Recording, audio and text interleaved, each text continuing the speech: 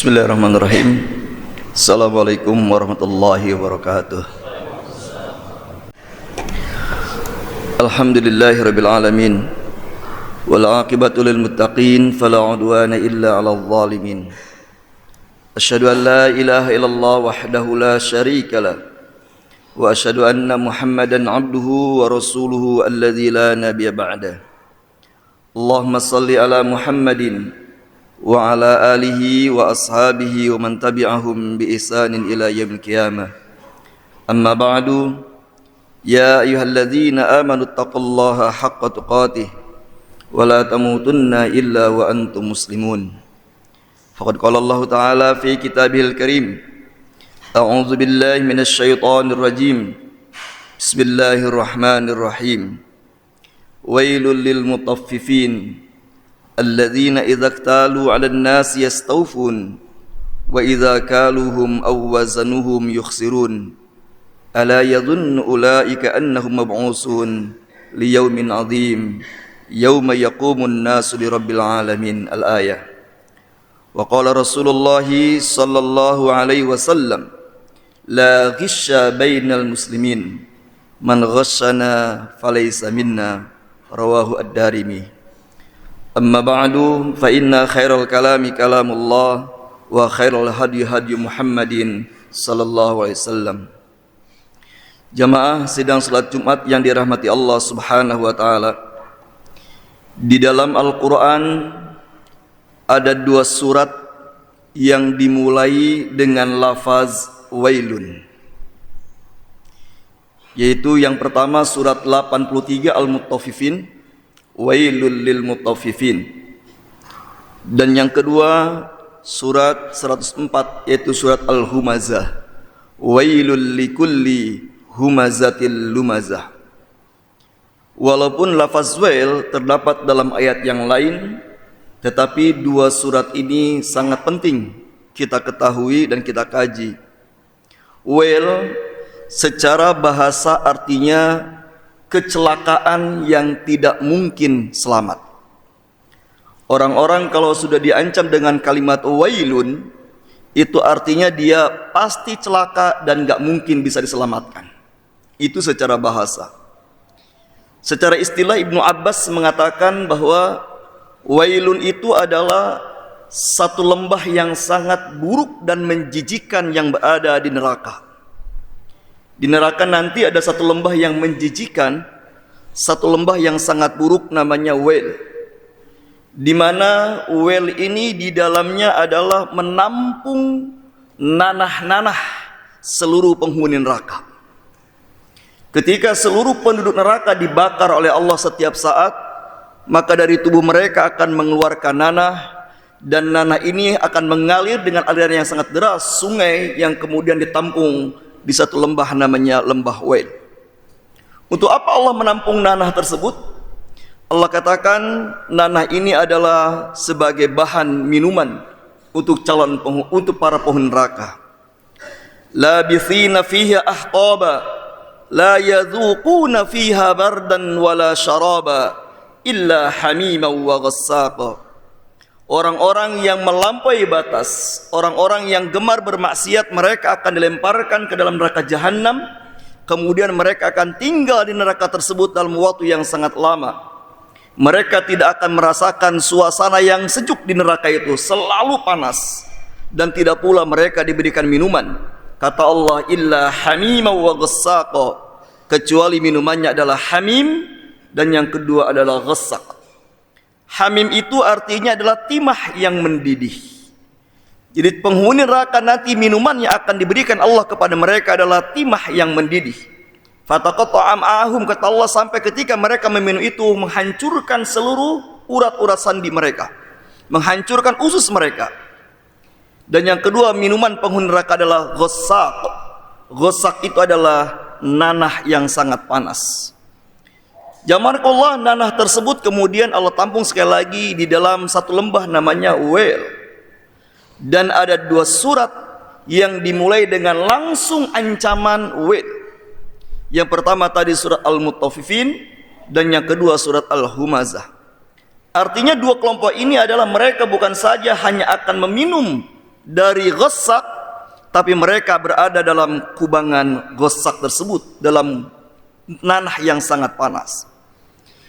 Kelompok pertama adalah yang akan Allah masukkan ke dalam neraka adalah al-mutaffifin, yaitu yang biasa berlaku curang dalam segala perkara.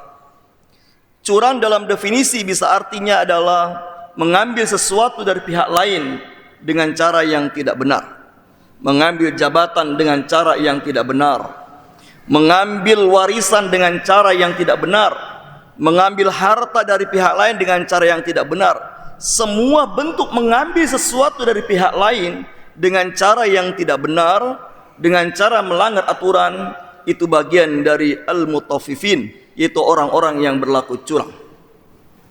Allah mengatakan satu contoh bentuk curang di dalam Al-Quran adalah alladzina idza qtalu 'alan nasi yastawfun wa idza kaluhum aw wazanuhum yukhsirun, yaitu apabila mereka belanja kepada pedagang, mereka dengan sengaja minta dilebihkan.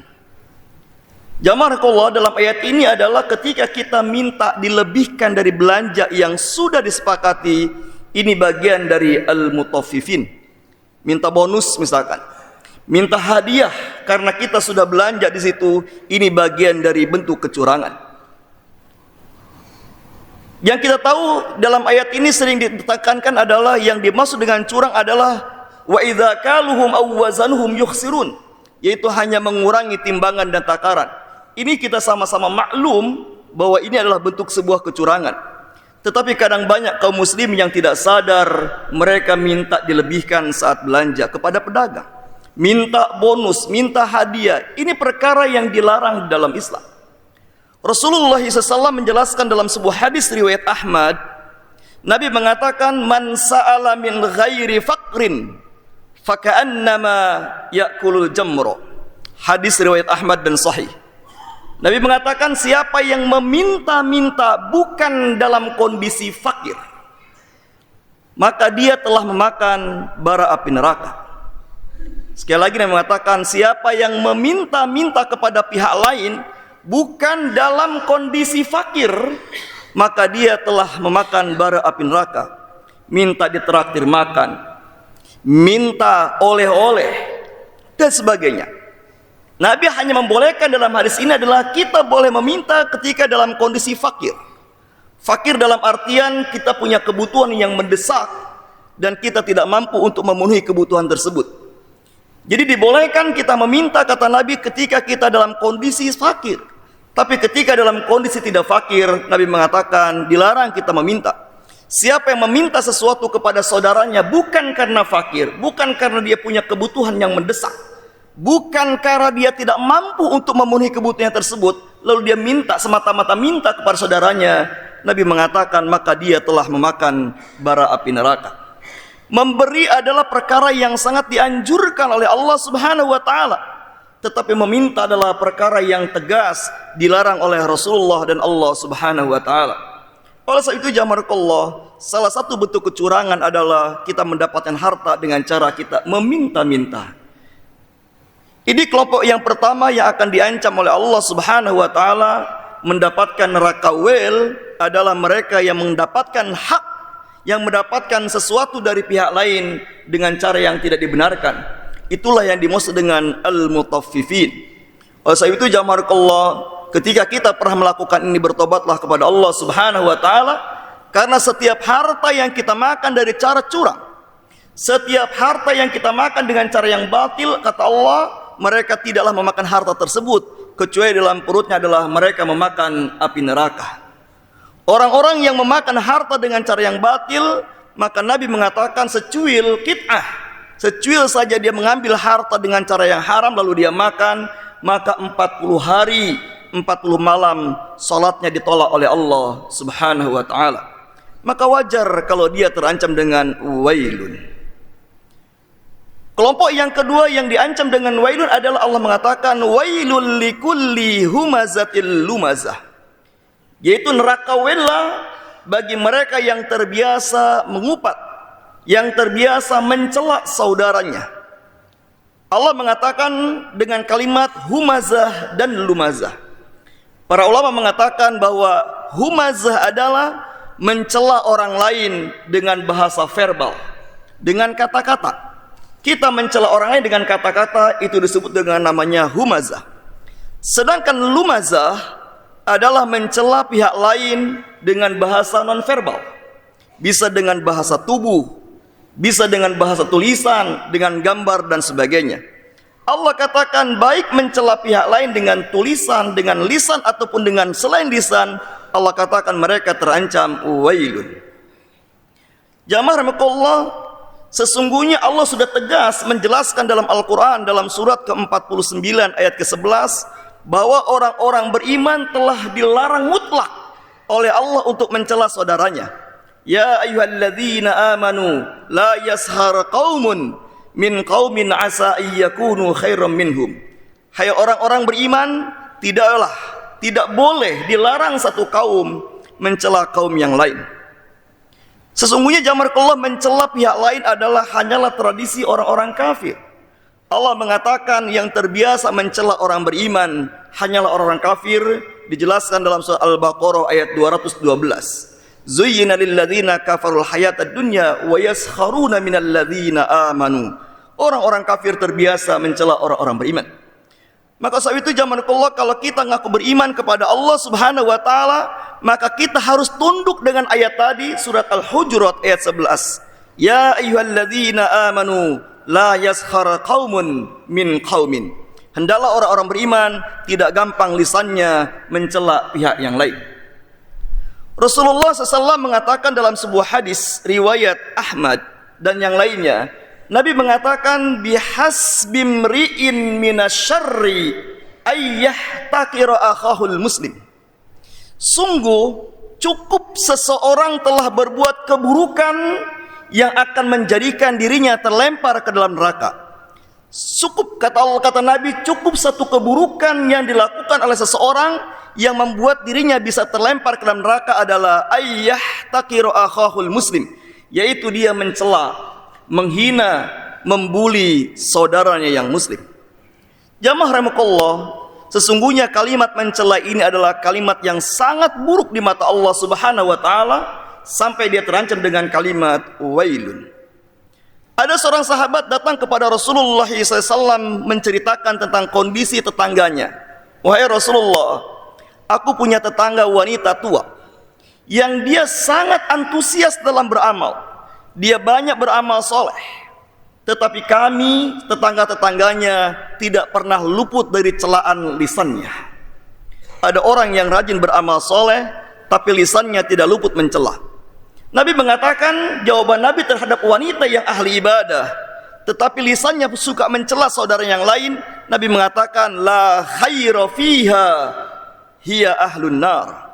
Tidak ada kebaikan dari amal-amal yang dia lakukan, maka dia, kata Nabi, terancam dilemparkan ke dalam neraka. Jadi jamaah Allah, kalau kita melakukan banyak ibadah sementara lisan ini mudah mencela siapapun, maka sesungguhnya ibadah-ibadah yang kita lakukan itu hanya akan dipersiapkan dan diberikan kepada pihak yang kita cela. Dan yang paling mengerikan jamaah Allah, Rasulullah SAW mengatakan dalam hadis riwayat Ahmad, kemudian Imam dalam kitab Fathul Bari, Imam Ibnu Hajar mengatakan hadis ini sanadnya jayyid. Nabi mengatakan man ayyara akhahu bidzanbin lam yamut hatta ya'malahu. Barang siapa yang mencela saudaranya karena berbuat dosa. Ada saudara kita, ada teman kita, mereka terjebak dalam dosa, tergelincir dalam dosa, lalu kemudian kita mencelaknya, kita menghinanya, kita merendahkan kehormatannya gara-gara orang itu berbuat dosa. Apa Nabi mengatakan? Lam yamut hatta ya'malahu. Maka si pencela tidak akan mati jika dia tidak bertobat, kecuali dia pun setelah melakukan maksiat yang sama. Sekali lagi Nabi mengatakan man ayyara akhahu bidzanbin lam yamut hatta ya'malahu. Rawahu Ahmad. Siapa yang mencela saudaranya karena berbuat maksiat, maka si pencela tidak akan mati jika dia tidak bertobat, kecuali dia pun setelah melakukan maksiat yang sama. Oleh sebab itu jamaah Allah, ini hadis menunjukkan pesan kepada kita, Kepada ahli maksiat saja kita tidak punya hak untuk mencela. Kita harus tidak setuju dengan kemaksiatan yang dilakukan seseorang. Kita harus tidak suka dengan kemaksiatan seseorang. Tapi bukan berarti kita dibolehkan, diizinkan boleh mencela pelakunya. Karena Nabi mengatakan, siapa yang mencela saudaranya karena berbuat maksiat, maka si pencela jika tidak bertobat, dia tidak akan mati kecuali setelah melakukan maksiat yang sama. Wal'iyadzubillah. Oleh sebab itu jamarakallah, ini hadis yang harus kita renungkan, bahwa ternyata sesungguhnya betapa bahayanya kita mudah mencela. Sekalipun orang yang kita cela pelaku maksiat. Jika ada orang yang berbuat curang misalkan, dan dia adalah jelas melakukan kemaksiatan, kecurangan yang dia lakukan jelas kita tidak boleh menyetujuinya. Kecurangan yang dia lakukan kita jelas tidak boleh merestuinya. Tetapi bukan berarti juga kita dibolehkan mencela pelakunya, apalagi mencela pelakunya di depan publik. Inilah jamaah rahimakumullah, kira-kira dua ayat yang Allah sebutkan yang akan terancam dengan neraka wel. Yang pertama yang berlaku curang, dan yang kedua yang terbiasa lisannya mudah mencela pihak yang lain. Mudah-mudahan Allah jauhkan kita dari perbuatan buruk ini, dan Allah selamatkan kita dari segala perbuatan yang menjerumuskan kita ke dalam neraka. Barakallahu li wa lakum fil Qur'anil azim, wa nafa'ani wa iyyakum bima fihi minal ayati wa dzikril hakim, wa taqabbalallahu minni wa minkum tilawatahu innahu huwal ghafurur rahim. Innal hamdalillah nahmaduhu wa nasta'inuhu wa nastaghfiruhu wa natubu ilaihi wa na'udzu billahi min shururi anfusina wa min sayyiati a'malina. May yahdihillahu fala mudilla lahu wa may yudlilhu fala hadiya lahu. Asyhadu an la ilaha illallah wahdahu la syarika lahu wa asyhadu anna Muhammadan abduhu wa rasuluhu alladzi la nabiyya ba'dah. Allahumma shalli ala Muhammadin wa ala alihi wa ashabihi wa man tabi'ahum bi ihsanin ila yaumil qiyamah. Amma ba'du, ya ayyuhalladzina amanu taqullaha wa qulu qawlan sadida yuslih lakum a'malakum wa yaghfir lakum dzunubakum wa may yuti'illaha wa rasulahu faqad faza fawzan 'azima. Innallaha wa malaikatahu yusalluna 'alan nabi ya ayyuhalladzina amanu sallu 'alaihi wa sallimu taslima. Allahumma salli ala Muhammadin fil awwalin wal akhirin wa barik wa sallim wa radiyallahu tabarakta an sadatina ashabi rasulillahi ajma'in. Allahumma ighfir lil mu'minina wal mu'minat wal muslimina wal muslimat al ahya'i minhum wal amwat. Rabbana zalamna anfusana wa illam taghfir lana wa tarhamna lanakunanna minal khasirin. Rabbana faghfir lana dzunubana wa kaffir 'anna sayyi'atina wa tawaffana ma'al abrar.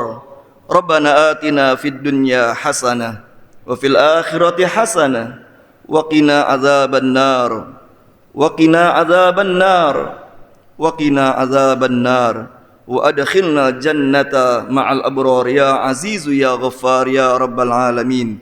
Wa sallallahu ala Muhammadin wa akhiru da'wana anil hamdulillahi rabbil alamin. Aqimis salah.